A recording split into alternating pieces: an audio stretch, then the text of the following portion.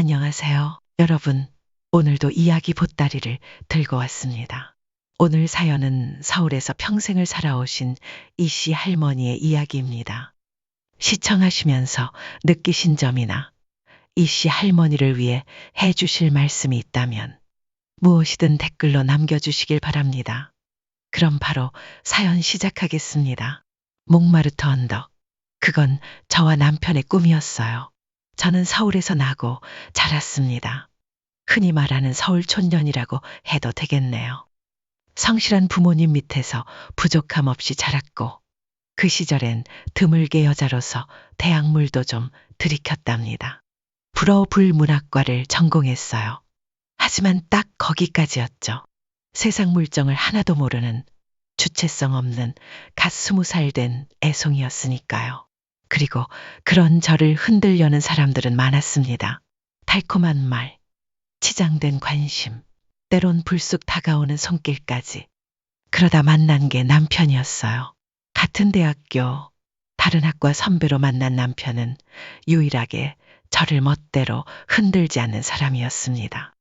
여자 대할 줄 모른다. 법학과답게 무뚝뚝하고 말도 없지. 맥 빠진 남자네. 이런 소리를 듣는 남자였지만 전 그런 그가 오히려 신선했어요.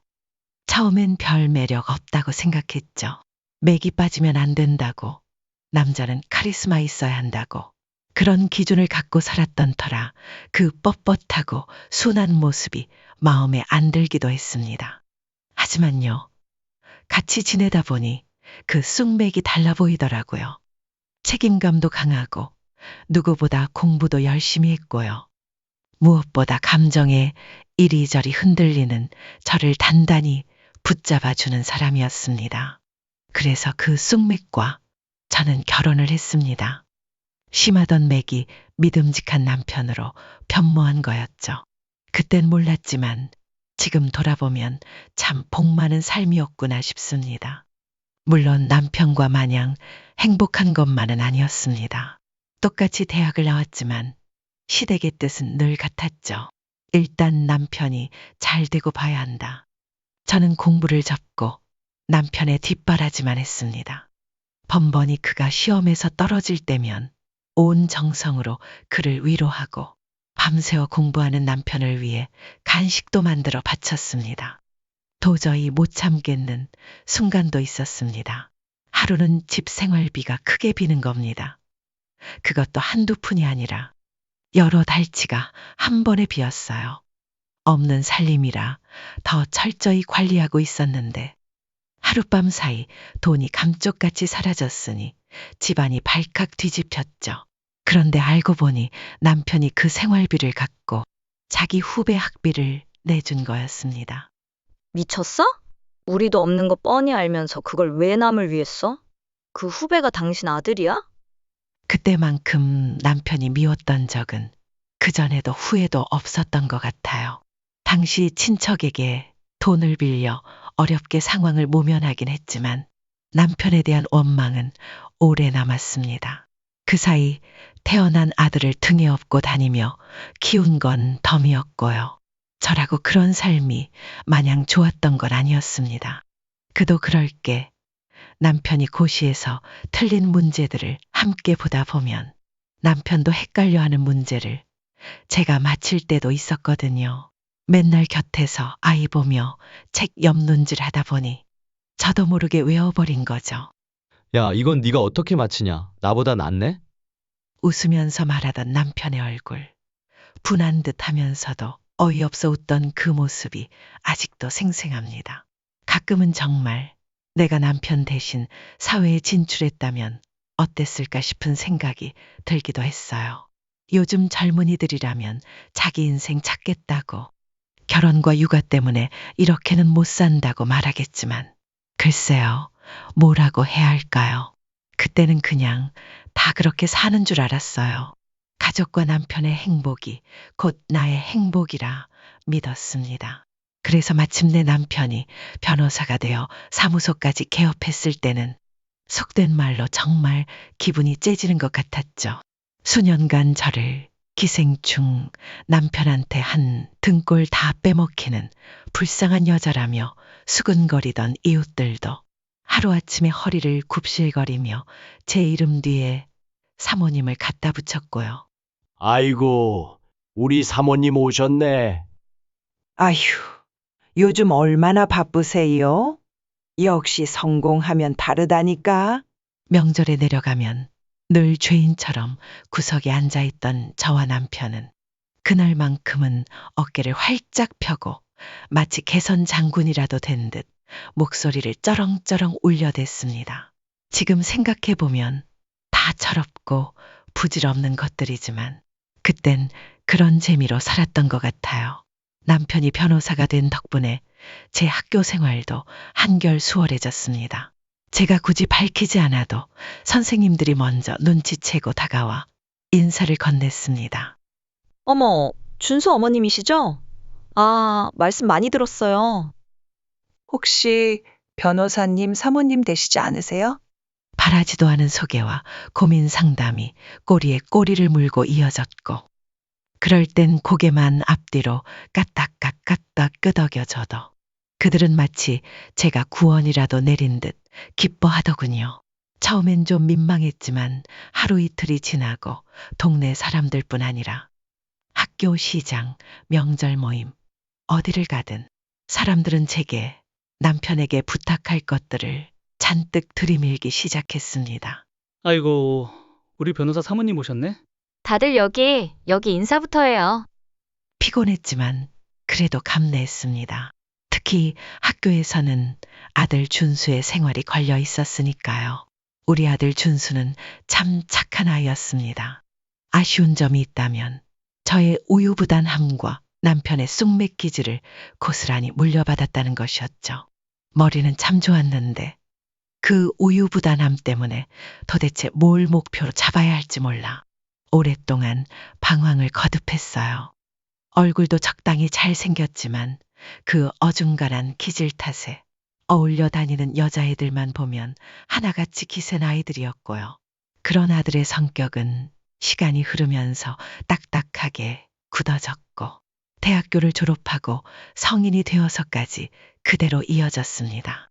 그 와중에도 고집은 또 어찌나 센지 저희 부부가 도무지 마음에 들어하지 않던 성질센 여자친구 지연이랑 끝끝내 결혼을 하고 말았습니다. 엄마, 저 지연이랑 꼭 결혼할 거예요. 결혼 못하면 그냥 한강다리에서 뛰어내릴 거예요. 얼마나 기가 막히던지요. 사업은 절대 체질이 아니라며 말려도 아랑곳하지 않고 들이대듯 사업을 시작했고요. 진짜 한 번만 믿어봐요. 이번 거는 무조건 돼요, 엄마. 제발요. 남편과 저는 그런 준수를 보며 혀를 끌끌 찼지만 어쩌겠어요.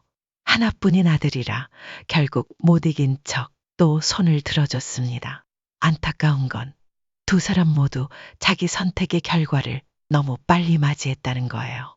준수와 지연이는 결혼 초기부터 경제적인 어려움에 시달렸습니다. 준수는 도무지 마땅한 일자리를 찾지 못했고 이것저것 사업에 손을 대봤지만 그때마다 결과는 늘 실패였죠. 처음 몇 번은 작은 손실로 넘어갔습니다. 하지만 시간이 갈수록 부채가 점점 쌓였고 급기야 생활비도 없다며 손을 벌려오더군요. 준수도 참 많이 지쳐 보였습니다. 큰 스트레스를 받고 있는 게 눈에 훤히 보였어요. 주변 친구들은 하나둘씩 안정된 직장에 자리 잡고 가정을 꾸려가는 와중에 자기 혼자만 매일같이 빚독촉 전화를 받는 현실이 견디기 힘들었던 거겠죠. 그에 더해 주변의 시선도 무거운 담처럼 느껴졌을 겁니다. 저희는 아무 말 하지 않았지만 친척들 모임에서 준수와 지연이는 항상 눈치를 보며 작게 숨을 죽이고 앉아 있었거든요. 딱한 마음과 함께 애초에 예정된 결과였다는 생각에 속은 또 얼마나 갑갑했는지 모릅니다. 그래도 생각했어요. 집안 말아먹을 정도로만 안 가면 다행이지. 그 정도면 잘 참고 있는 거라며 스스로를 위로했죠. 무엇보다 준수와 지연이 둘이 서로를 진심으로 사랑하고 있다는 건 느껴졌으니까요. 며느리 지연이는 좋게 말하면 전생의 장군감입니다. 당찬 건 좋은데 문제는 그 장군이 여자 몸에 갇혀 있다 보니 자기 욕심을 도무지 제어하지 못한다는 게 문제였죠. 어머니, 진짜 남편 말이 맞아요. 이번 건은 무조건 된다니까요. 이미 제 친구들도 다 투자했어요. 준수에게서 들은 이야기들을 종합해 보면 그나마 조금씩 되던 사업도 결국 지연이의 부추김에 욕심을 부리다가 망해버리는 경우가 허다했다고 합니다. 정작 준수 본인은 지연이 때문이라는 걸 전혀 눈치채지 못하는 눈치였습니다. 그럴 때마다 저희 집에 찾아와 돈을 끌어가려 하면 남편은 어김없이 호되게 한 소리씩 했죠. 이제 나이도 먹을 만큼 먹은 놈이 아직까지 부모한테 손을 벌리냐? 너희 둘, 이제 나이가 몇인데 도대체 언제까지 우리한테 기대고 살 셈이냐? 우리도 이제 너희한테 꿔줄 돈 없다. 말이 점점 단단해지고 차가워지자 듣다 못한 준수가 저를 따로 붙잡고 불만을 터뜨리더군요. 그런데 그 말들이 갈수록 선을 넘기 시작했습니다. 대체 아빠는 왜 나한테 저렇게까지 말을 하는 거야? 내가 뭐 좋아서 돈을 빌리는 줄 알아? 안 빌리면 방법이 없으니까 그런 거잖아. 근데 왜 사람 자존심을 그렇게 짓밟냐고. 그 말을 듣고 저도 더는 안 되겠다 싶었습니다. 이제는 단호하게 말할 때라고 생각했죠. 저딴 식이라니. 너희 아버지도 다 널 걱정하니까 하시는 말씀이야. 그리고 말은 바로 하자. 결국 이 사단이 난 건 네가 돈을 제대로 관리하지 못해서 그런 거야. 부끄러운 줄 알아야지. 지연이 너도 마찬가지야. 곁에서 남편이 무리하지 않게 네가 잡았어야지. 엄마까지 왜 그래? 그럼 나더러 진짜 어디 가서 죽으라는 거야? 맞아요, 어머니. 아직도 저희한테 이러시니까 정말 힘드네요. 제 말에 오히려 적반하장으로 나오는 두 사람을 보니 기가 막히고 어이가 없었습니다. 그래서 그 뒤로는 저도 일절 아무 말 하지 않았습니다. 남편도 앞에서는 그렇게 호통을 치면서도 둘이 있을 땐 준수 걱정을 참 많이 했답니다. 저도 마음 같아서는 지연이랑 준수한테 더 따끔하게 말하고 싶었지만 그냥 이를 악물고 참았어요. 시어머니가 아들의 집안에 개입해서 잘된 경우를 본 적이 없거든요. 저희 부부 주변에도 그런 사례가 꽤 있었어요.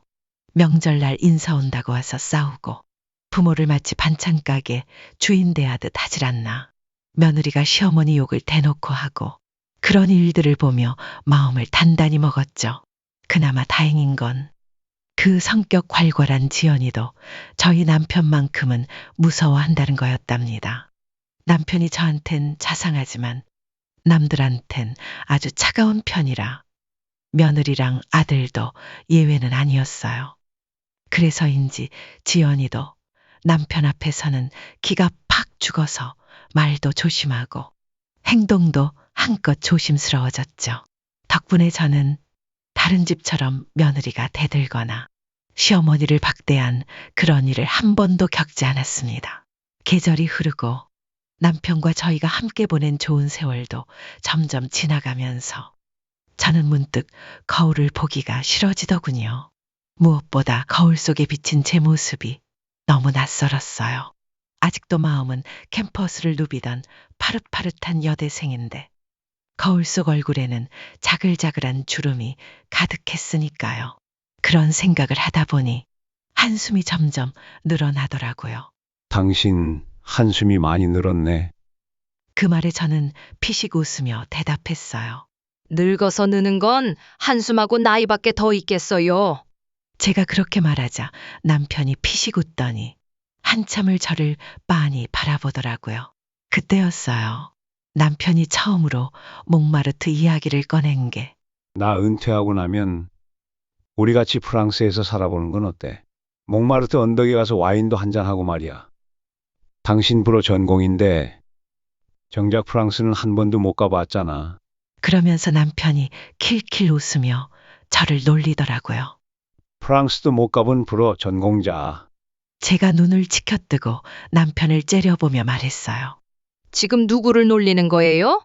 그러자 남편이 아무렇지도 않게 다시 말을 잇더군요. 몽마르트 말이야. 갑자기 왜냐고? 얼마 전에 민 변호사 녀석이 다녀왔는데 아주 좋다고 하더라고. 요즘 프랑스 법률 사무소에 들어가서 생활도 넉넉하고 말이지. 아, 또 민 변호사 이야기구나 싶었습니다. 고작 선후배 사이 아닌가 싶었지만 남편은 확실히 그 후배를 친하게 여기는 게 느껴졌어요. 그래도 아무리 그래도 겨우 친구 사이에 다짜고짜 생활 도움까지 받는 건 좀 무리라는 생각이 들더라고요. 그런데 남편이 어깨를 으쓱이며 말했어요. 예전에 기억나? 내가 생활비로 내 후배 학비 대줬던 거. 그 말에 피식 웃으면서 대꾸했죠. 기억나죠? 그때 진짜 고속도로 타고 준수 고속도로로 그냥 도망갈 걸 그랬나 봐요. 남편도 웃으면서 고개를 끄덕였어요. 맞아. 그때 정말 힘들었지. 근데 그 학비 바로 민 변호사 거였어. 집안이 너무 어려워서 당장 학교를 그만두겠다는데 내가 생활비 털어서 학비를 내준 거야. 그 덕에 지금까지도 나한테 꾸준히 연락하고 언제든 은혜 갚을 일이 있으면 꼭 갚겠다고 하더라고. 제가 농담 반, 진심 반으로 말을 건넸죠. 아, 그 왼수가 바로 민 변호사였구나. 그러자 남편이 발끈하면서도 웃는 모습에 저도 참을 수 없이 킬킬 웃고 말았습니다. 민 변호사는 남편의 제일 친한 대학 후배였어요. 저하고도 면이 있었다 보니 민 변호사와는 가깝게 지내는 사이였어요. 한참을 남편이랑 장난치며 웃다가 결국 제가 고개를 끄덕였죠. 그래요. 몽마르트인지. 정말 기회가 되면 우리 꼭 같이 가봐요. 남편에게 참 고마웠습니다. 그렇게 바쁜 사람이 갑자기 몽마르트 이야기를 꺼낸 건 세월에 씨름하던 저를 위한 위로라는 걸 알고 있었거든요. 하지만 남편과의 그 약속은 결국 이루지 못했습니다. 은퇴 계획을 세운 지 얼마 되지 않아 남편이 풍을 맞았거든요. 풍, 말로만 들었지. 가까운 사람이 그걸 당하는 건 처음이었어요. 그 청명하던 사람이 한순간 쓰러져 머리를 다치고 나니 완전히 다른 사람이 되어버렸습니다. 오른쪽 다리와 팔을 못 쓰게 됐고 말도 어눌해졌어요. 남편도 스스로 괴로워했고 저한테 미안해하기도 했습니다. 그럴 때마다 제 마음도 미어졌죠. 남편이 어느 한날 느릿하고 힘 빠진 말투로 저를 바라보며 말했어요. 미안해. 그 말을 듣고 저는 고개를 절레절레 저으며 남편과 눈을 맞췄습니다. 그런 말 하지 말아요. 지금까지 당신 덕분에 정말 행복했으니까요. 앞으로는 내가 은혜 갚으면서 살게요. 남편이 아프게 되면서 일을 못하게 된 건 당연한 일이었습니다. 그래도 미리 준비해 놓은 게 있어서 생활 자체가 어려워지지는 않았어요.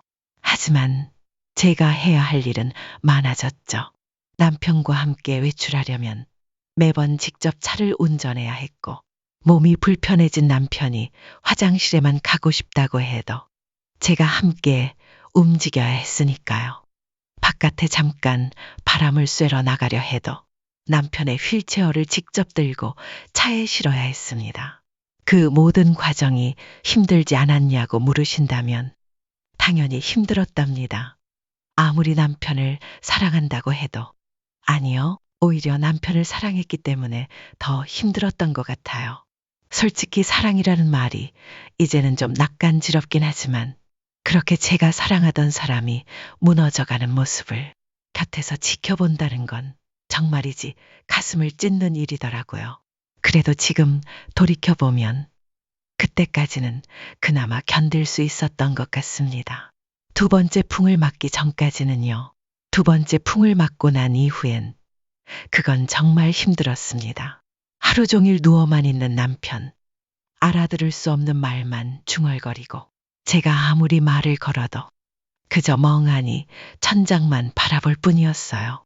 남편도 분명 괴로웠겠지만 그 모습을 지켜보는 저 역시 견디기 어려웠습니다. 다른 누구도 아닌 제 남편이 이렇게까지 무너졌다는 사실이 처음 저에게 겸연쩍게 말을 걸던 그 총명하고 순하던 청년이 그저 세월이라는 저주 때문에 이런 몰골이 되었다는 게 너무나도 참혹했어요. 내가 조금만 더 이 사람을 신경 썼다면 이런 일은 없었을까? 몸에 좋은 거라도 진작에 좀 챙겨줬다면 달라졌을까? 그런 생각들이 꼬리에 꼬리를 물면서 한동안은 죄책감 때문에 남편 얼굴조차 제대로 쳐다보지 못했던 것 같아요.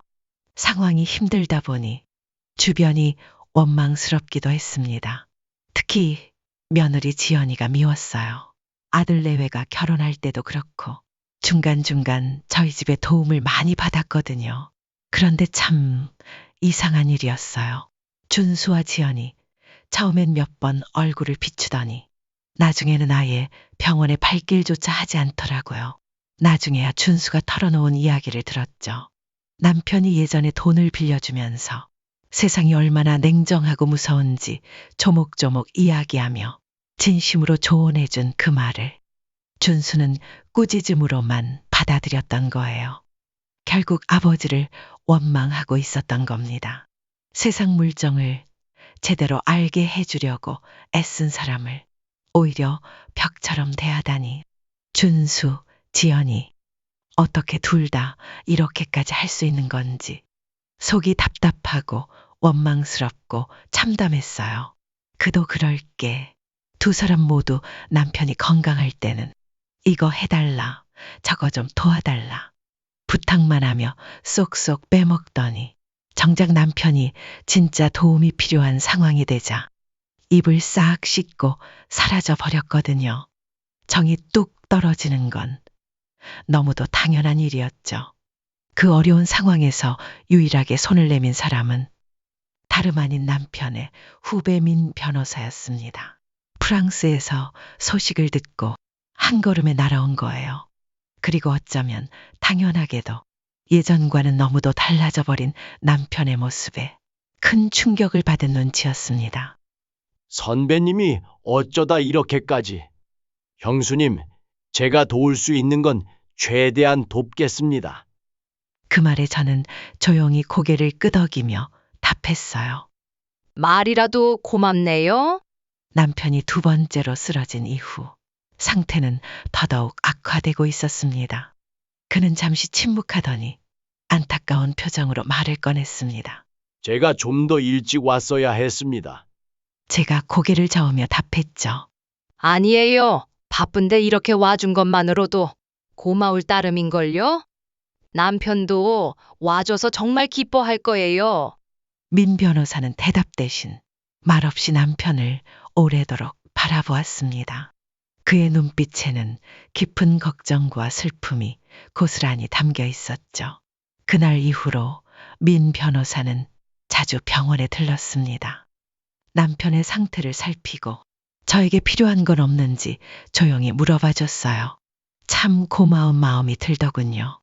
하지만 동시에 내가 이 바쁜 사람을 붙잡고 괜한 폐를 끼치는 건 아닐까 싶어서 어느 날 먼저 말을 꺼냈습니다. 민 변호사님 정도면 이제 괜찮아요. 남편도 저도 민 변호사님이 이렇게 찾아와 준 것만으로도 충분히 고마워요.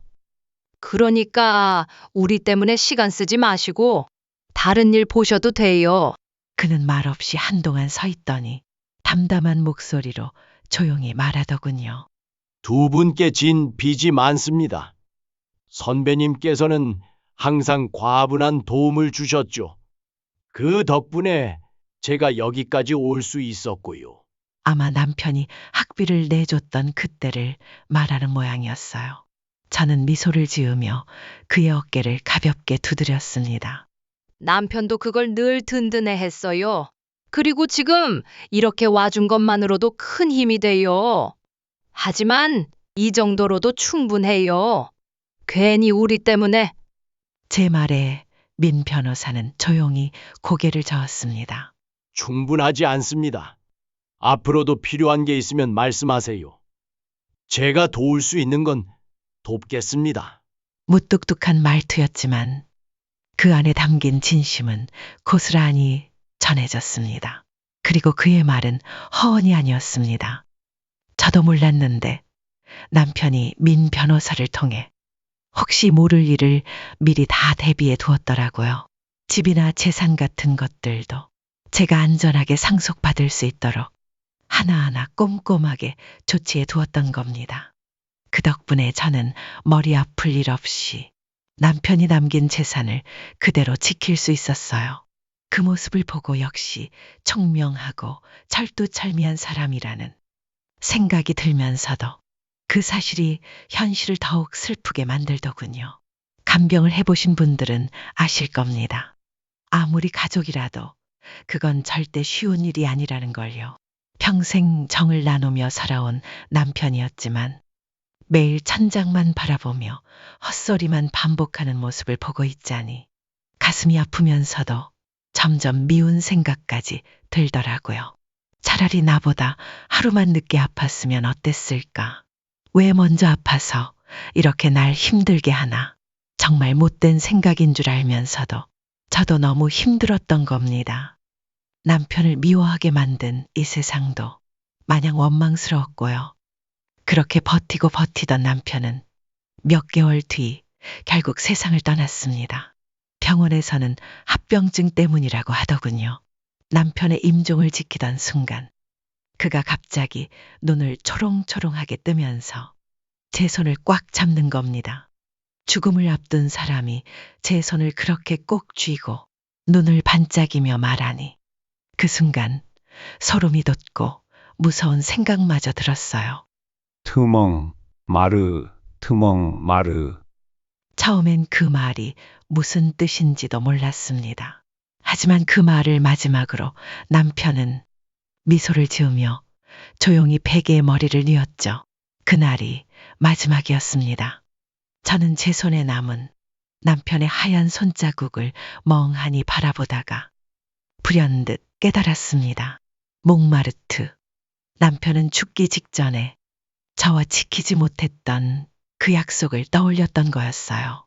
마지막 가는 길에서조차 남편은 저와의 약속을 잊지 않았던 거죠. 남편의 장례는 소박하게, 간소하게 치러졌습니다. 생전에 그렇게 남편 앞에서 설설 기던 사람들이 막상 남편이 세상을 떠나니까 거짓말처럼 아무도 오지 않더라고요. 물론 그 와중에도 묵묵히 자리를 지켜준 사람은 있었습니다. 민 변호사였죠. 남편의 유언 집행을 위해 온 이유도 있었지만 그보단 한 사람의 후배로서 진심을 다해 남편을 애도하는 게 느껴졌습니다. 그런 민 변호자가 고맙기도 했지만 남편의 마지막 말이 귀에서 자꾸 맴돌았어요. 트몽 마르 몽마르트. 왜 바보같이, 왜 마지막까지도 자기 생각은 안 하고 저와의 약속부터 떠올렸던 건지 그 생각만 하면 눈물이 계속 나더라고요. 주변 사람들은 그런 제 모습을 보고 과부가 된 게 슬퍼서 우는 줄 알고 위로했지만 사실은 그게 아니었어요. 남편에게 미안한 마음이 더 컸어요. 마지막 순간까지도 저를 생각해 주던 사람 앞에서 저는 제 힘든 것만 생각했으니까요. 남편의 장례가 모두 끝난 뒤 민 변호사의 주관 아래 아들 내외와 함께 남편의 유언을 들었습니다. 그 와중에 준수와 지연이의 표정은 처음부터 끝까지 뚱했습니다. 그 모습이 참 마음에 들지 않았어요.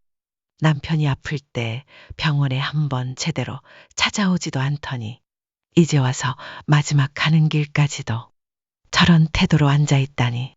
유언장의 내용엔 가족을 향한 남편의 따뜻한 사랑 고백과 끝끝내 마음에 담아두었던 미안함이 적혀 있었어요. 그 말을 듣는 동안 저는 다시 한번 눈물을 참지 못하고 흘릴 수밖에 없었습니다. 고인의 마지막 말을 낭독한 후 자연스럽게 재산 분배에 대한 이야기가 나왔습니다. 이미 알고 있던 것처럼 모든 재산은 제 앞으로 옮기기로 되어 있었죠. 그런데 그 조용한 슬픔을 깨뜨린 건 바로 아들 준수의 목소리였습니다. 뭐야? 그럼 내 몫으로 아빠가 남긴 건 하나도 없다는 소리잖아? 준수가 불만을 터뜨린 건 자기 앞으로 아무런 재산도 주어지지 않았다는 사실 때문이었어요. 제가 눈물 흘리던 눈으로 준수를 쏘아보자 그제야 자기가 무슨 실수를 했는지 알아챈 듯 입을 꾹 다물더군요. 아버지의 마지막 말 한마디조차 가슴에 새기지 못하고 와중에 돈 이야기를 꺼내다니 정말이지 기가 막혔습니다. 그때 민 변호사가 저 대신 조용히 입을 열었습니다. 아버님께서는 모든 재산을 어머님 앞으로 남기셨습니다.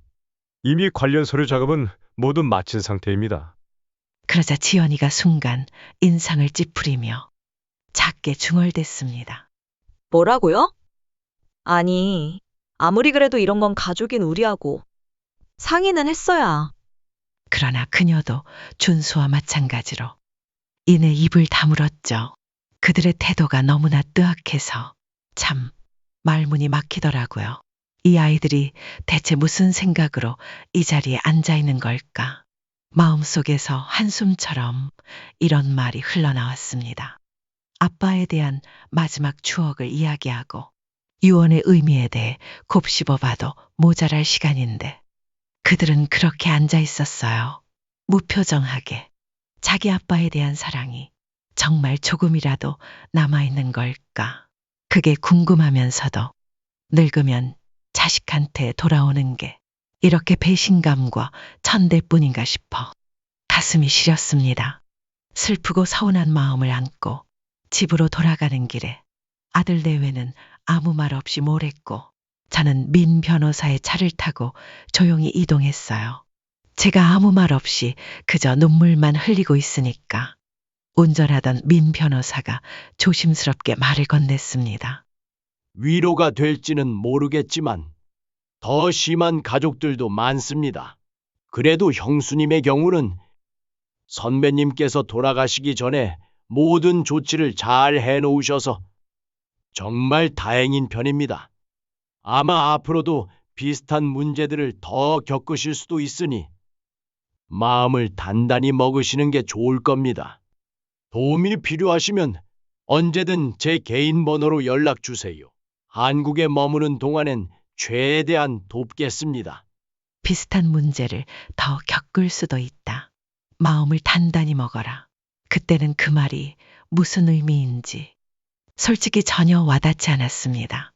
아직 남편의 죽음에서 헤어나오지 못했던 데다 워낙 경황도 없었으니까요. 하지만 그 말의 진짜 의미를 깨닫는 데엔 그리 오랜 시간이 걸리지 않았습니다. 남편이 없는 집에 혼자 있으려니 모든 것이 전과는 너무도 많이 달랐거든요. 한참 간병 생활을 할 때는 집은 그저 짐을 보관하는 곳에 불과했어요. 남편 옆에 놓인 간이 침대가 거의 제 집이나 다름없었으니까요. 그런데 이제 진짜로 집에 혼자만 있게 되니까 그 막막함이 이루 말할 수 없더군요. 거실 소파에 혼자 앉아 있으려니 세상이 멈춘 듯 적막하고 쓸쓸했습니다.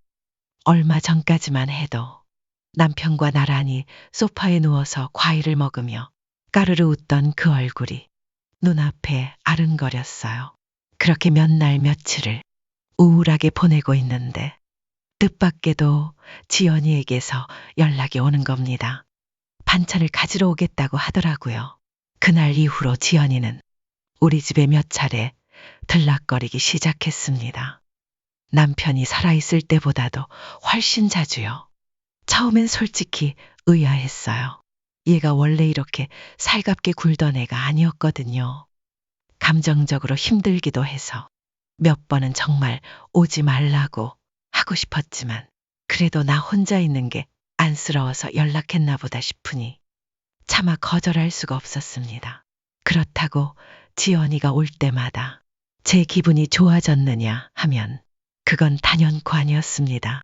처음엔 제 눈치를 보던 지연이가 나중에는 점점 자기 집 안방처럼 구는 게 느껴졌거든요. 어머니, 혹시 요즘 파김치 안 하세요? 남편이 요즘 파김치 먹고 싶다고 자꾸 노래를 불러서요. 내가 지금 파김치를 담그게 생겼니? 마음 같아선 그렇게 내뱉고 싶었지만 그 말이 참 쉽지 않더라고요. 왜 그런가 곰곰이 생각해 보니 그동안 제가 지연이에게 직접 싫은 소리를 해본 적이 없더군요. 그건 전적으로 남편의 보호와 중재 덕분이었어요. 그래서 사실상 제대로 된 고부 생활은 그때가 처음이었던 셈이죠. 파김치? 그래, 너희가 먹고 싶다면 해줘야지. 하지만 그게 끝이 아니었어요. 이거 해달라, 저거 해달라. 이건 없냐, 저건 없냐. 요구가 끊이질 않았고, 심지어는 이러더군요. 어머니 없는 동안 청소해 놓을게요. 비밀번호 좀 알려주실 수 있으세요? 참, 바라는 것도 많더라고요. 그렇다고 올 때 무슨 과일 한 봉지라도 사오는 것도 아니면서 돌아갈 때는 당연한 권리인 양.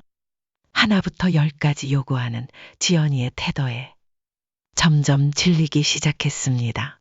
거기다 가장 거슬렸던 건 지연이가 꼭 지나가는 말처럼 자기들 사정을 툭툭 흘리는 거였어요. 요즘 저희 집이 많이 힘들어요. 남편이 이번 일은 잘해보겠다고 하더니 역시 또 잘 안 됐나 봐요. 주택담보대출이라도 할 수 있으면 좋을 텐데.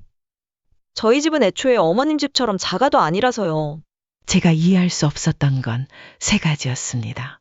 첫째, 아무리 어렵다지만 도대체 왜 그런 이야기를 지금 막 남편을 떠나보낸 저 같은 사람 앞에서 꺼내는 걸까? 둘째, 자기 남편이자 제 아들이 하는 일인데 역시 또 잘 안 됐다는 말을 어떻게 아무렇지도 않게 내뱉을 수 있는 걸까? 도대체 무슨 생각을 하고 있는지 그 머릿속이 정말 궁금해졌습니다. 그리고 셋째, 결국은 이 말을 하고 싶었던 걸까? 집을 담보로 대출이라도 받아달라는 그런 말이 하고 싶었던 건 아닐까 싶더라고요. 그런저런 일들이 있으면서도 저는 참고 또 참으며 인내했어요. 그래, 그래도 며느리도 가족이니까. 어쨌든 집안에 나 혼자 우울하게 있는 것보다는 저런 지연이라도 오가는 게 내 정신 건강에 낫겠지. 그런 마음으로 애써 마음을 다잡고 버텼죠. 그런데 사건은 참 뜻밖의 순간에 터지더군요. 그날은 준수가 지연이와 함께 저희 집으로 저녁을 먹으러 온 날이었습니다. 항상 바쁘다고만 하던 준수가 직접 발걸음을 한 것도 의외였고 지연이 혼자 오는 것에 익숙해져 있었던 저로선 어딘가 낯선 기분이 들더군요. 하지만 역시나 사람의 행동에는 항상 의도가 있다고 하잖아요. 준수가 집에 온 것도 목적이 있었어요.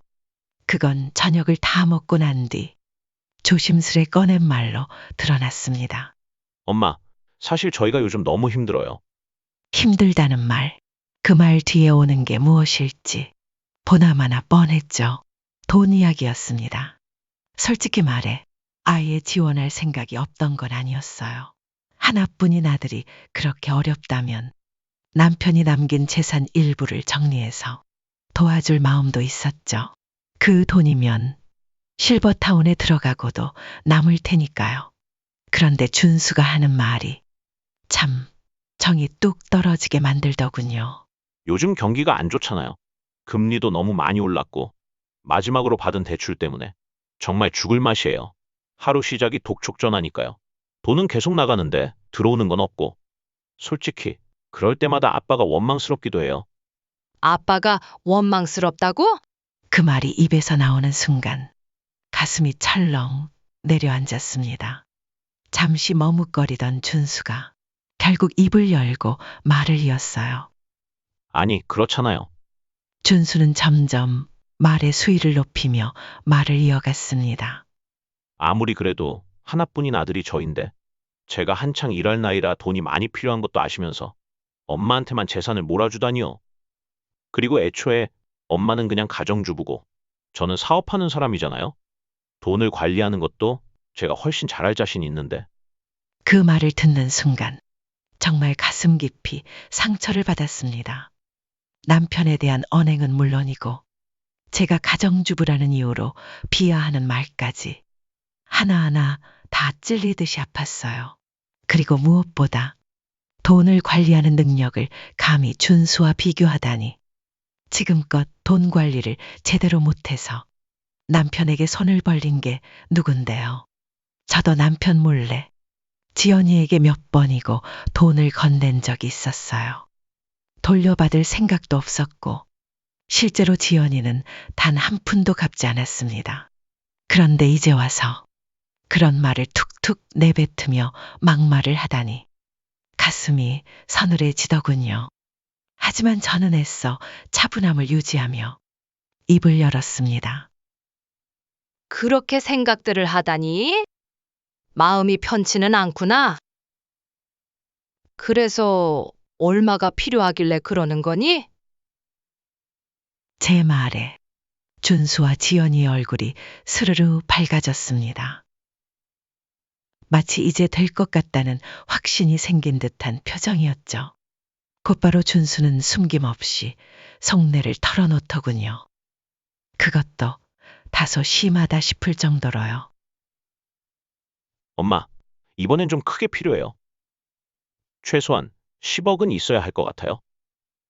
솔직히 말씀드리면 저희도 여기저기 다 알아봤어요. 이젠 더 이상 방법이 없어요. 엄마가 돈을 주시거나 현금이 없으시면 이 집을 담보로 대출을 좀 받아주세요. 정말 금방 갚을 수 있어요. 이번 사업은 정말 확실하거든요.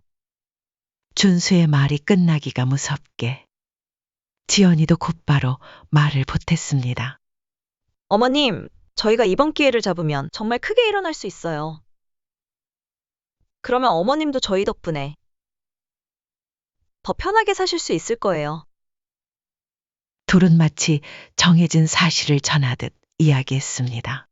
10억이라는 돈이 마치 시장 바구니에 담긴 반찬값처럼 아무렇지 않게 오가는 금액인 양 거침도 없었어요. 그 순간 저는 남편이 떠올랐습니다. 변호사로서 평생을 성실히 일하며 한 푼 두 푼 모은 돈. 그건 남편의 땀과 노력, 그리고 인생 그 자체의 결실이었습니다. 그 소중한 돈을 이렇게 쉽게 무게감 하나 느끼지 못하고 요구하는 준수와 지연이의 태도에 가슴이 찢어질 듯 아파왔어요. 저는 길게 한숨을 내쉬며 준수를 바라봤습니다. 준수야, 엄마도 너희가 힘든 건 이해해. 그리고 도와주고 싶은 마음도 없진 않아. 하지만 그 돈은 네 아버지가 평생을 바쳐 모은 돈이야. 그걸 이렇게 한순간에 내줄 순 없단다. 그리고 너희가 그 돈을 받아서 진짜 성공할 거라는 보장은 어디에도 없잖니. 예전에도 무조건 된다고 해서 돈을 받아갔다가 잃어버린 게 어디 한두 번이니? 제 말에 준수는 답답하다는 듯 한숨을 내쉬며 말을 뱉었습니다. 엄마, 솔직히 말해서 엄마는 그냥 그 돈을 가지고만 있는 거잖아요. 엄마한테 그 돈이 무슨 의미가 있어요? 그냥 이렇게 앉아서 평생 쓰지도 못하고 차라리 우리한테 주면 더 나은 거 아니에요? 아빠도 그걸 원하셨을 거예요.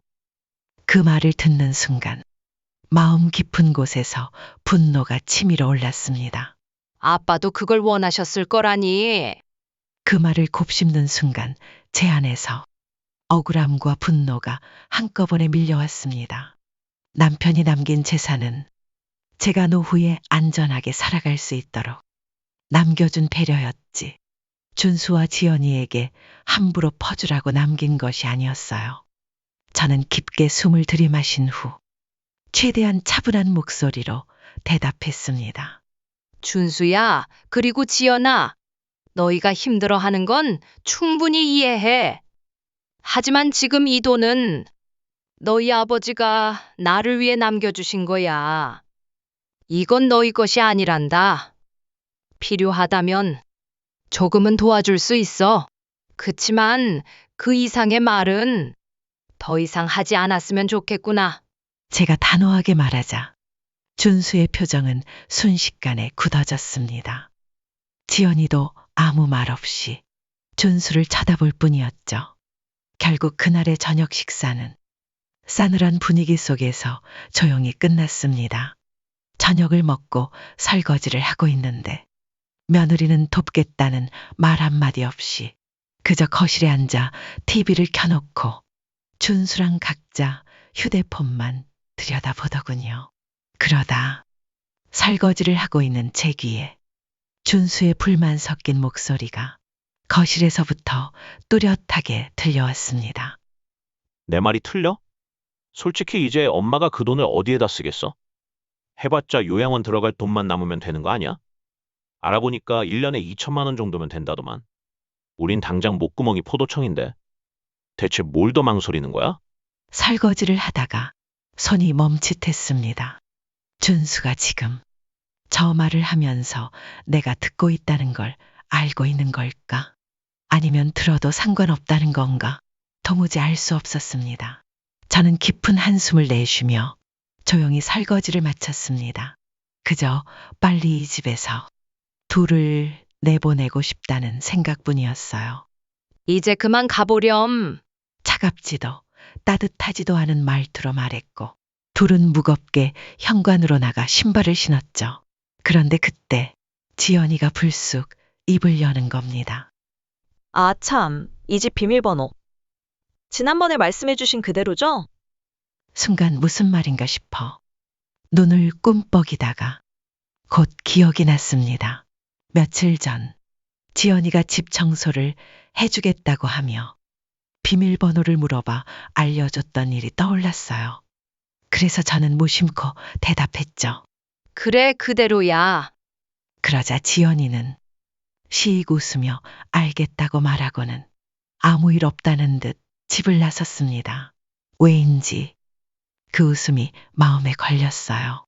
갑자기 이 타이밍에 비밀번호를 왜 묻는 걸까? 예감이 좋지 않았습니다. 하지만 그건 그저 예감일 뿐이고 어디 다른 사람에게 함부로 말하기도 애매했어요. 그래서 결국 생각이 난 건 민 변호사였습니다. 저는 준수와 지연이가 했던 말까지 하나하나 빠짐없이 민 변호사에게 털어놓았습니다. 그는 조용히 차분히 제 말을 다 듣고 나서 마침내 입을 열더군요. 이 정도면 보통 상황은 아닙니다. 민 변호사의 첫마디는 무겁고 단호했습니다. 아드님 내외가 최근 경제적으로 힘들다고 하셨죠. 그런데 이건 단순한 어려움 그 이상입니다. 보통 상황이 아니라니 그게 정확히 무슨 말씀이신가요? 두 사람이 지금 돈 때문에 형수님께 접근하고 있다는 겁니다. 너무 놀라실 필요는 없지만 요즘 세상에 돈 앞에 부모 자식도 없는 경우가 많습니다. 다만 걱정되는 건 형수님의 안전입니다. 사고에는 항상 전조 증상이 있는 법인데 제가 볼 땐 지난번 유언 집행 때와 이번 저녁 식사 자리에서 이미 명백히 선을 넘었다고 판단됩니다. 선을 넘었다니요? 이런 말씀까지 드리고 싶진 않았습니다만 돈 때문에 천륜을 저버리는 경우 정말 수도 없이 많이 봤습니다. 간접적으로든 물리적으로든 말입니다. 제가 볼 때는 좋지 않은 일이 벌어질 확률이 결코 낮지 않습니다. 앞으로는 아드님과 며느리 둘만 따로 만나지 않으시길 권해드립니다. 오늘 형수님께 했던 말들만 봐도 알 수 있습니다. 그 사람들에겐 부모보다 돈이 더 급한 겁니다. 되도록 가족과 아예 분리되어 지내시는 걸 추천드립니다. 잠시 해외로 나가 계시거나 제주도 같은 데라도 가셔서 몸도 마음도 정리하시는 게 좋을 것 같습니다. 한번 고민해 볼게요. 도움 말씀 감사합니다. 전화를 끊고 나니 심장이 벌렁벌렁 뛰었습니다. 천륜을 저버리는 나쁜 짓. 설마 우리 준수가 나에게 상상조차 하기 싫은 일이 머릿속을 스치고 지나가자 가슴이 무너져 내리는 것 같았어요. 아무리 자기들 상황이 어렵다 해도 설마 그런 짓까지 할까? 그 생각을 떨쳐내고 싶어 TV를 켰는데 마침 또 뉴스에서 자기 부모를 대상으로 한 끔찍한 범죄 소식이 나오더군요. 사는데 돈이 아무리 중요하다지만 그 돈 때문에 천륜을 저버리다니 그걸 걱정하며 살아야 한다는 현실이 너무도 슬펐습니다. 그런 상상을 하는 것만으로도 숨이 턱 막히고 가슴이 조여오는 기분이었어요. 떨리는 마음으로 남편의 흔적이 고스란히 남아있는 서재로 조심스레 들어가 앉았습니다. 가만히 앉아 숨을 들이마시자 아직도 남편의 향기가 느껴지더군요. 진작에 정리를 했어야 했지만 미련 때문에 손도 대지 못했던 공간이었습니다. 그런데 남편 책상 위에 작은 액자 2개가 나란히 놓여 있었어요. 하나는 저와 함께 찍은 사진, 다른 하나는 탁 트인 외국 풍경이 담긴 사진이었습니다. 저는 단번에 알아볼 수 있었어요. 그것이 몽마르트라는 걸. 남편이 마지막 순간까지도 잊지 않았던 그 언덕. 준수 내외와 계속 이런 식으로 소모적인 시간을 보내느니 차라리 몽마르트를 떠나버리는 게 더 나은 선택 아닐까. 그런 생각까지 스치더군요. 가정도 하고 싶지 않았지만 민 변호사의 말이 사실이라면 이대로 계속 한국에 머무는 것 자체가 서로에게 더 해가 될 수도 있겠다 싶었습니다. 하지만 그 생각도 겨우 30분을 넘기지 못했어요. 피식 웃음이 새어나오며 고개를 절레절레 저었죠. 내 집이 여기고 남편의 흔적이 남아있는 곳도 여기인데 내가 어딜 가겠니? 그 생각이 가슴을 붙잡았습니다. 하지만 그런 생각이 바뀌는 데는 그리 오랜 시간이 걸리지 않았습니다. 그날은 평범한 하루였어요. 집 앞 마트에 잠깐 장을 보러 나갔다가 장바구니를 들고 돌아오는 길이었죠. 평소처럼 집도어락 비밀번호를 누르려는 순간 집안에서 웅성거리는 소리가 들려왔습니다. 손이 허공에서 멈칫했어요. 집안엔 아무도 없는데, 아니 있어서는 안 되는데 이게 무슨 소리일까? 무서운 마음에 한참을 현관 앞에서 망설이다가 결국 용기를 내어 문을 열었습니다. 그리고 눈에 들어온 건 현관 바닥에 가지런히 놓인 남자 신발 하나, 여자 신발 하나. 낯선 신발이 아니었어요. 아들 준수와 며느리 지연이의 것이었습니다. 그 순간 머리가 하얘졌습니다. 남편이 생전에 아꼈던 서재문도 활짝 열려 있었고 저도 모르게 그 안으로 발이 이끌리듯 향했죠. 하지만 먼저 확인한 건 안방이었어요. 도둑이라도 든 듯 이불이 뒤집히고 서랍이 벌어져 온 방이 난장판이었습니다. 이어 서재로 고개를 돌리니 거기엔 남편의 서재를 이잡듯이 뒤지고 있는 준수와 지연이의 모습이 있었어요. 형형한 형광등 불빛 아래 두 눈을 부릅뜨고 중얼거리며 무언가를 찾고 있던 그들. 그 모습은 섬뜩할 만큼 낯설고 기이했습니다. 그 순간 소름이 쫙 끼치더군요. 너무 놀라 문지방에 주저앉고 말았습니다. 너희들 지금 뭐 하는 거니? 제 목소리를 듣자 준수와 지연이는 그제야 몸을 멈췄습니다. 뭘 그렇게 찾고 있었는진 모르겠지만 제가 온 줄도 몰랐을 정도로 집중하고 있었던 건 확실했죠. 준수가 뭔가 말을 하려다 더듬거리자 지연이가 잽싸게 치고 나섰습니다. 어머니, 오셨어요. 죄송해요. 놀라셨죠? 다른 게 아니라 남편이요. 예전에 아버님께서 주신다고 했던 물건 이야기를 계속해서 그걸 찾으려다가 이렇게 돼버렸네요. 물건? 대체 무슨 물건이기에 그래? 아니, 그런 건 다 차치하고. 너희 둘 내가 없는 집에 어떻게 들어온 거야?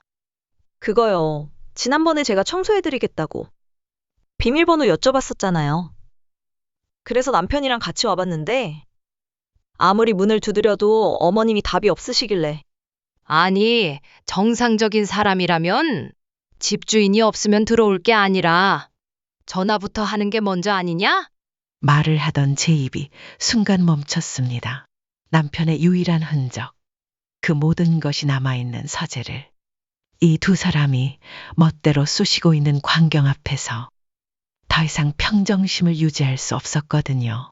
준수와 지연이의 등 뒤로 이리저리 헤집어진 남편의 책상과 서랍, 책들이 흩어져 있는 모습이 보였습니다.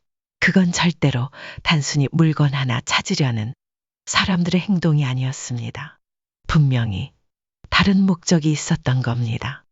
게다가 그들의 눈, 동공이 시커멓고 커다랗게 확장되어 있어서 그냥 쳐다보는 것만으로도 소름이 돋을 만큼 무섭게 느껴졌습니다.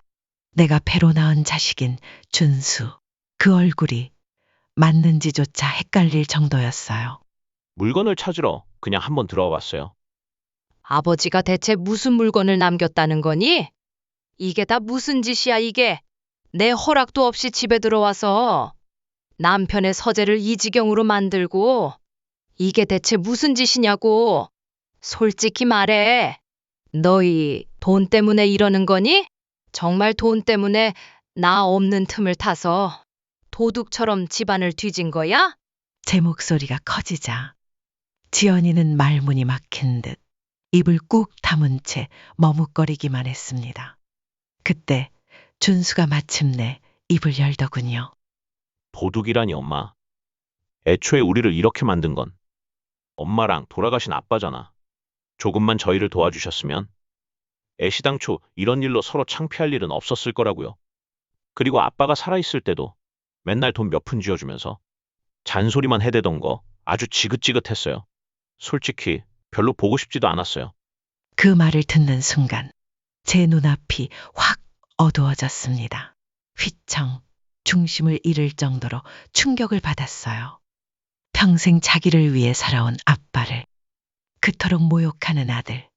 그건 폐륜을 넘어 더는 상종하고 싶지도 않은 사람이었습니다. 그런 사람이 내 아들이라니. 저는 두 손을 떨며 바닥에 흩어져 있던 남편의 서류들을 하나씩 주워들었습니다. 준수와 지연이가 물건을 찾느라 아무렇지도 않게 내팽개친 것들이었지만 그건 단순한 종이 쪼가리가 아니었어요. 그건 남편의 평생을 담은 기록, 그의 시간, 그의 노력, 그리고 저희 가족을 위해 걸어온 발자취였습니다. 그 종이 뭉치를 들고 저는 조용히 그러나 단단한 눈빛으로 준수를 바라보았습니다. 너무나도 평연해져 버린 아들의 얼굴이 눈앞에 서 있었습니다. 그만하자, 준수야. 이만 돌아가라. 너희들이 원하는 게 뭔지는 모르겠지만 여기에는 없어. 아니, 있다고 해도 내가 주지 않을 거야. 여긴 내 집이니까. 그리고 이미 민 변호사에게 말했어. 그 사람도 지금 이쪽으로 오고 있다. 여기 계속 있으면 민 변호사한테 말해서 어떻게든 내보낼 거다. 사실 민 변호사에게 말했다는 건 거짓말이었습니다. 하지만 그 말이라도 해야 이 두 사람을 쫓아낼 수 있을 것 같았어요. 하지만 두 사람을 쫓아내기 위해선 어떤 말이든 해야 했습니다. 제 말에 준수와 지연이는 순간 당황한 얼굴로 서로를 바라보더니 이내 말 한마디 없이 불이 나게 현관으로 나가버렸습니다. 인사조차 하지 않은 채로요. 저는 엉망이 되어버린 서재 한가운데 그저 멍하니 서 있었습니다. 이 지구에서 유일하게 남아있던 남편의 흔적이 산산조각 나고 더럽혀졌다는 기분이 들었어요. 남편이 세상을 떠난 뒤 더 돈독해졌다는 가족 이야기를 들은 적도 있었는데 준수와 지연이는 오히려 그 반대였어요. 돈에 눈이 멀어 저와 남편이 자기들에게 나쁜 짓이라도 한 것처럼 여기고 있었죠. 그리고 그런 그들 곁에 제가 계속 머문다면 오늘 같은 끔찍한 일들이 앞으로도 반복될 거라는 생각이 들었습니다. 아니요. 그건 단순한 생각이 아니라 이미 사실이 되어 있었습니다. 떨리는 손으로 민 변호사에게 전화를 걸었습니다. 자초지종을 들은 민 변호사는 바로 오겠다고 단호하게 말해주더군요. 민 변호사는 전화를 끊기 전에 상황을 정확히 판단해야 하니 서재는 손대지 말고 그대로 두라는 말을 덧붙였습니다. 잠시 뒤 민 변호사가 도착했고 서재 안을 둘러본 뒤 조용히 나지막이 한숨을 내쉬었어요. 결국 그 둘이 일을 저질러 버렸군요. 어디 다치신 곳은 없으십니까? 몸은 멀쩡해요. 하지만 마음이 너무 아프네요. 혹시 남편의 유언장을 찾으려고 했던 걸까요? 제가 자기들 재산을 가로챘다고 생각해서 그런 건지. 그렇진 않을 겁니다. 애초에 유언 집행인은 저였습니다. 그걸 바꾸는 건 절차상 불가능하죠. 다만 의심되는 부분은 있어요. 최근에 며느리가 주택담보대출 이야기를 했다고 하셨죠? 네, 맞아요. 갑자기 뜬금없이 그 소리를 하더라고요. 혹시 형수님의 인감증명서나 도장 어디에 보관하고 계십니까? 그 말을 듣는 순간 머리를 스치는 듯한 소름과 함께 저도 모르게 하고 소리를 냈습니다. 저는 서둘러 남편 서재 안금고 앞으로 갔어요. 제 인감과 중요한 서류는 모두 그 금고에 보관되어 있었거든요. 남편이 살아있을 때부터 그렇게 해왔고 준수와 지연이도 그 사실을 알고 있었습니다. 그리고 마침내 금고를 들여다보니 역시나였습니다. 금고 비밀번호를 틀린 흔적. 빨간 경고등이 켜져 있었어요. 3번 틀리면 경보가 울리도록 설정해 놨는데 딱 2번 틀려서 붉은 불 2개가 깜빡이고 있었습니다. 준수와 지연이의 목적은 바로 금고 안에 있던 인감증명서와 서류였던 겁니다. 저는 놀라 입을 다물지 못했어요. 예상했던 대로입니다. 형수님, 그 두 사람은 단순히 물건을 찾으려던 게 아니었습니다. 형수님의 인감과 서류를 손에 넣어 주택담보대출이든 뭐든 그 어떤 수단이든 시도하려 했던 걸로 보입니다.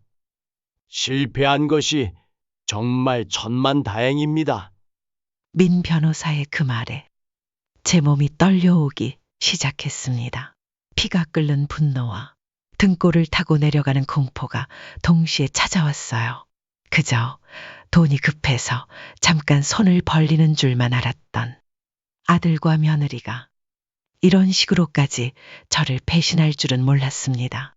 머릿속이 하얘지고 눈물이 왈칵 쏟아질 것만 같았어요.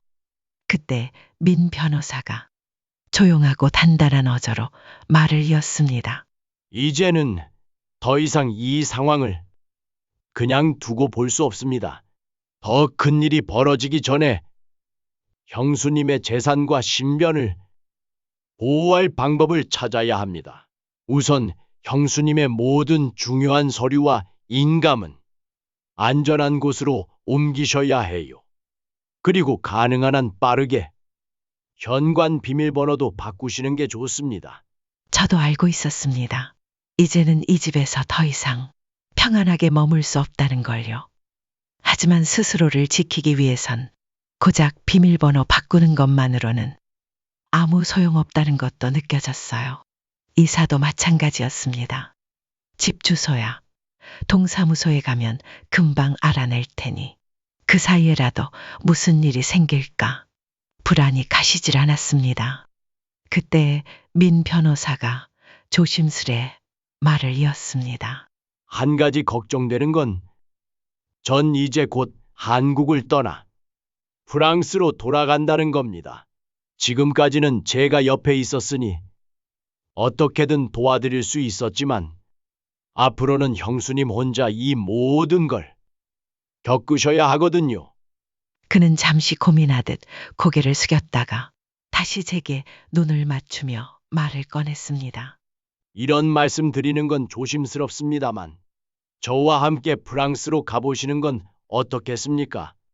형수님께서 원래 프랑스어 전공자시고 저희 와이프도 그곳에 있으니 적응이 크게 어렵진 않으실 겁니다.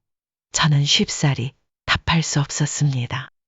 가슴이 벅차고 머리가 복잡했어요. 내가 이 나이에 어디를 간단 말이야. 프랑스로 간다니. 언어는 대충 할 줄 안다지만 문화도 다르고 나이도 있고 건강은 괜찮을까? 병원은 어떻게 다니지? 머릿속엔 수많은 걱정이 물결처럼 떠올랐습니다. 프랑스로 떠난다는 건 너무나 큰 결정이었어요. 하지만 이대로 한국에 남아있자니 준수와 지연이의 행동은 점점 더 심각해질 것만 같았죠. 그때 문득 남편의 서재가 눈에 들어왔습니다. 처참하게 망가져버린 그 서재. 준수와 정이 완전히 떨어져 버린 지금. 그 서재는 사실상 제가 한국에 머물 유일한 이유였어요. 그런데 그것마저 훼손되어 버린 겁니다. 한마디로 더 이상 제가 한국에 머물 이유는 없었어요. 그 사이 민 변호사가 조심스레 체념한 듯한 목소리로 말했습니다. 역시 너무 무리한 제안이었나 봅니다. 그럼 저는 우선 관련 자료들을 알아보도록 하겠습니다. 아니요, 저도 갈게요. 그 말을 뱉으며 저는 민 변호사를 똑바로 바라보았습니다. 저도 변호사님 따라서 갈게요. 프랑스로. 민 변호사는 순간 눈을 끔뻑이며 놀랐지만 곧 제가 진심이라는 걸 느꼈는지 말없이 고개를 끄덕였습니다.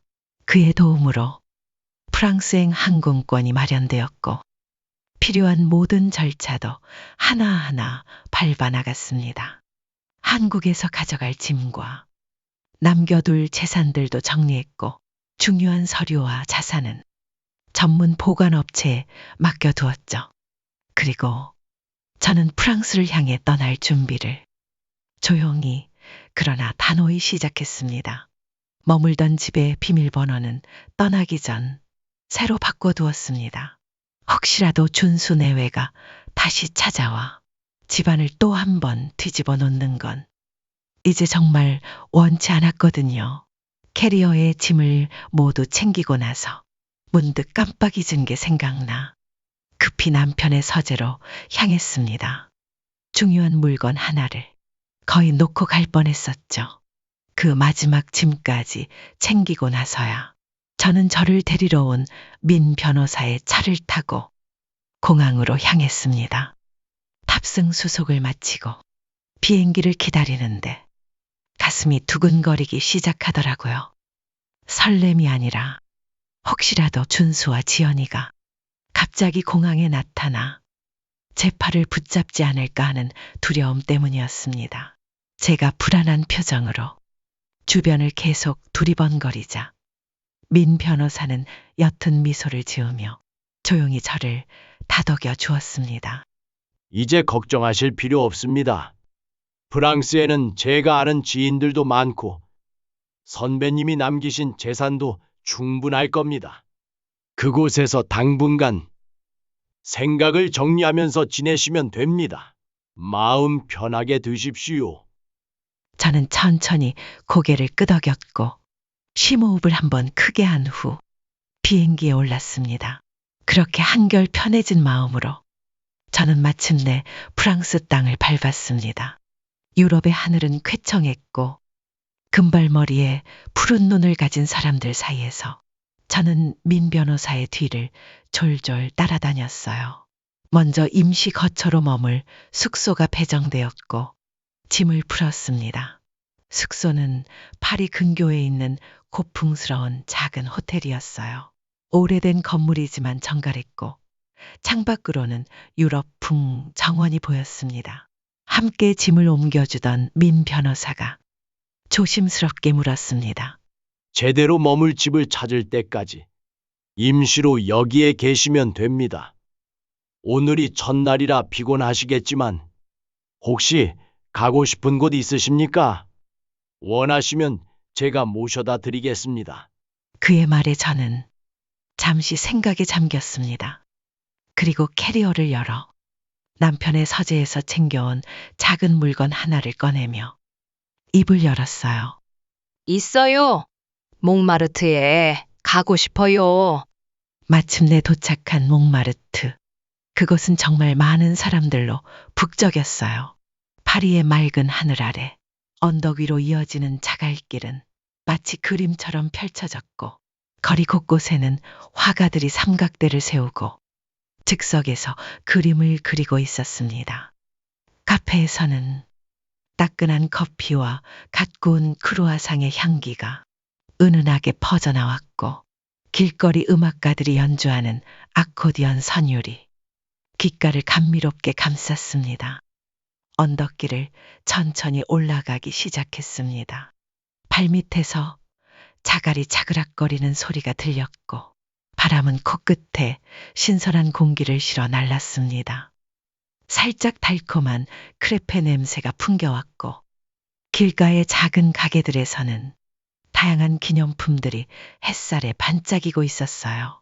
햇살은 따사롭게 이마를 내리쬐고 하늘은 한없이 푸르렀습니다. 계단을 한 칸씩 오르면서 그간 스쳐 지나온 일들이 머릿속에 떠오르더군요.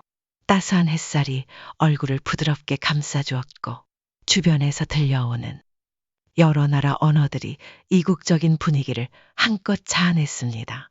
지연이를 닮은 계단을 꾹 밟고 지나가고 준수를 닮은 계단 앞에서는 잠시 머뭇거리며 깊은 숨을 내쉬었죠. 그러곤 그 계단은 밟지 않고 옆으로 비켜 조용히 다시 발걸음을 옮겼습니다. 남들은 오르막길을 힘들어했지만 저는 이상하게도 오르면 오를수록 마음이 가벼워지고 가슴 깊은 곳에서 새로운 에너지가 천천히 차오르는 기분이었어요. 가장 꼭대기에 가까워졌을 무렵 시원한 바람이 얼굴을 스치며 지나갔습니다. 그 바람엔 왠지 남편의 향기가 실려있는 듯 했어요. 탁 트인 파리의 풍경이 눈앞에 펼쳐졌습니다. 성당들은 장엄하게 도시 위에 서 있었고 하얀 지붕의 건물들이 햇살에 빛났습니다. 도시의 소음은 멀리서 아득하게 들려왔고 하늘엔 새들이 자유롭게 날고 있었어요. 저는 가까운 식당의 야외 테라스에 자리를 잡았습니다. 나무로 된 테이블 위에는 작은 꽃병에 꽂힌 라벤더 한 송이가 향기를 퍼뜨리고 있었고 주변에서는 사람들의 웃음소리와 잔을 부딪히는 소리가 어우러져 들렸습니다.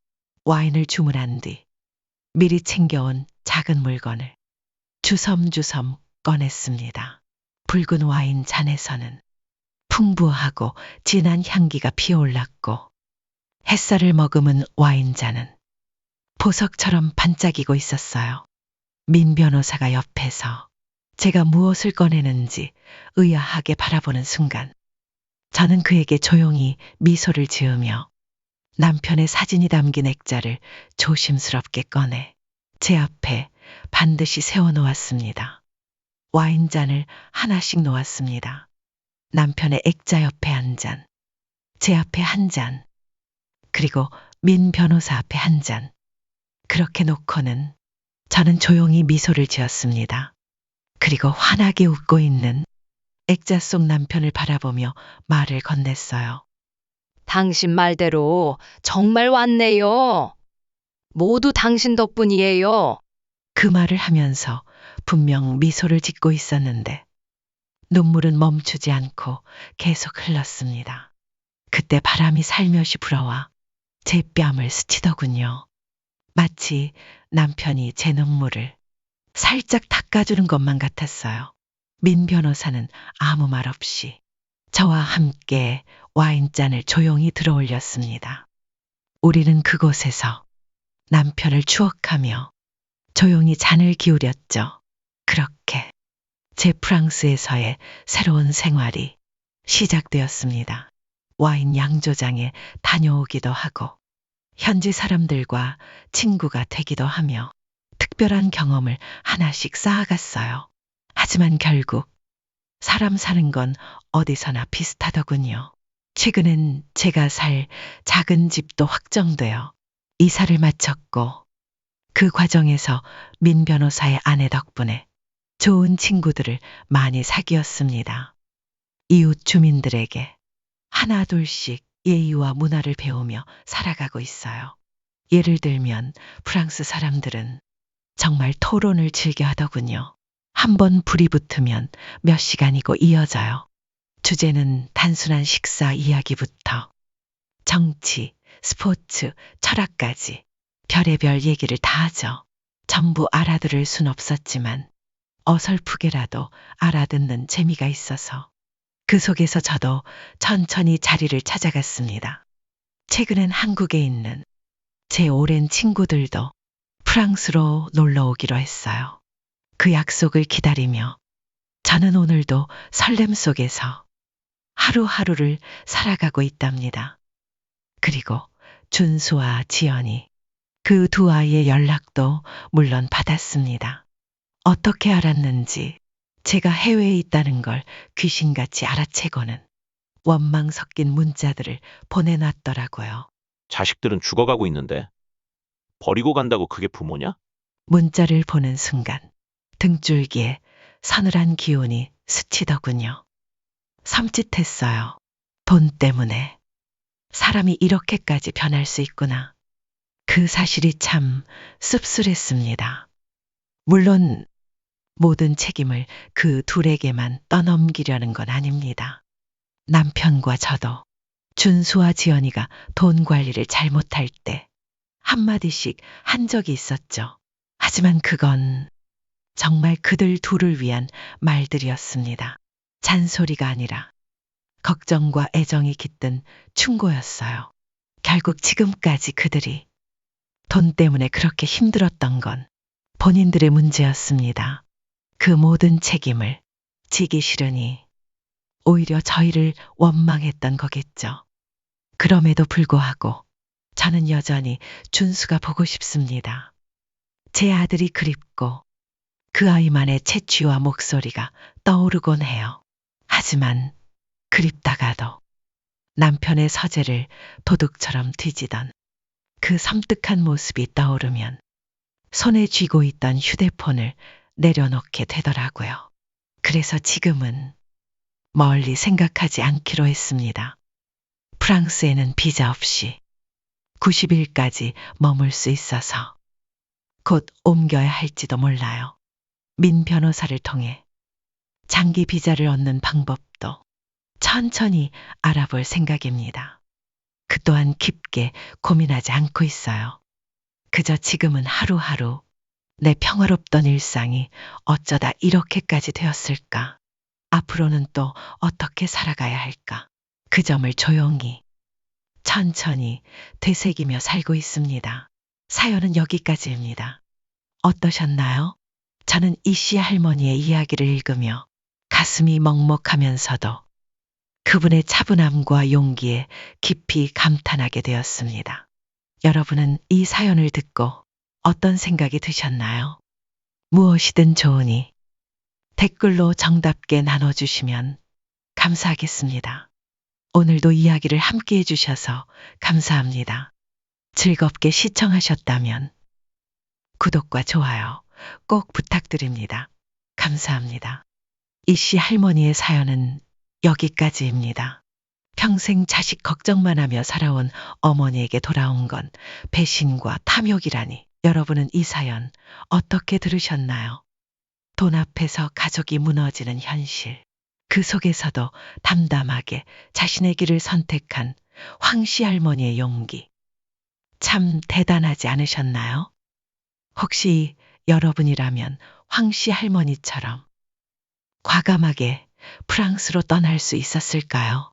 아니면 또 다른 선택을 하셨을까요? 댓글로 여러분의 생각을 자유롭게 나눠주세요. 공감도, 조언도 모두 환영입니다. 사연이 마음에 드셨다면 구독과 좋아요 꼭 부탁드리고요. 다음엔 더 진한 이야기로 다시 찾아뵙겠습니다. 고맙습니다.